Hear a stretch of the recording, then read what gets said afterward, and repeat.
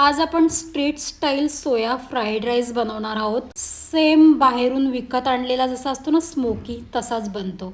त्यासाठी इथे आपण सोयाबीन 2 ते 3 तास पाण्यामध्ये भिजवून घेतलेले, ते पिळून त्यामधलं पूर्ण पाणी काढून घ्यायचं आहे. तुम्ही पाण्यात भिजवण्याऐवजी सोयाबीन उकडून सुद्धा घेऊ शकता.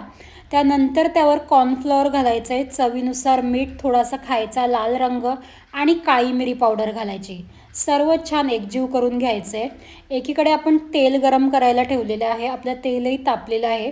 यामध्ये एक एक करून आपण सोया चंक्स सोडायचे आहेत आणि सोया चंक्स आपण मीडियम आचेवर मस्त क्रिस्पी होईपर्यंत फ्राय करून घ्यायचे. ते फ्राय करून झाल्यानंतर आपण मधून कापून घ्यायचे आहेत. आता राईस बनवण्यासाठी आपण मोठी कढई घेतलेली आहे. कढई चांगली तापली की यामध्ये तेल घालून घ्यायचं आहे. तेल एकदम जास्त प्रमाणात नाही घालायचं. त्यानंतर आपण यामध्ये थोडी जाडसर केलेली अद्रक लसणाची पेस्ट घालायची, बारीक चिरलेली हिरवी मिरची घालायची आहे आणि बारीक चिरलेला कांदा, शिमला मिरची, गाजर घालून सर्व हाय फ्लेमवर 1 मिनिट परतायचं आहे. मग यामध्ये उभी पातळ चिरलेली कोबी घालून तीही साधारण मिनिटभर परतून घ्यायची.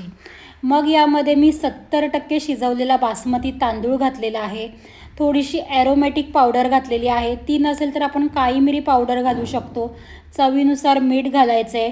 सॉसेसमध्ये थोडासा व्हिनेगर, रेड चिली सॉस आणि सोया सॉस घालायचा आहे. शेजवान सॉस असेल तर तोही घालू शकतो. त्यानंतर आपण फ्राय केलेले सोयाबीन घालायचे, बारीक चिरलेली हिरवी कांद्याची पात घालून सर्व हाय फ्लेमवर साधारण 2 मिनिटे तरी परतून घ्यायचे.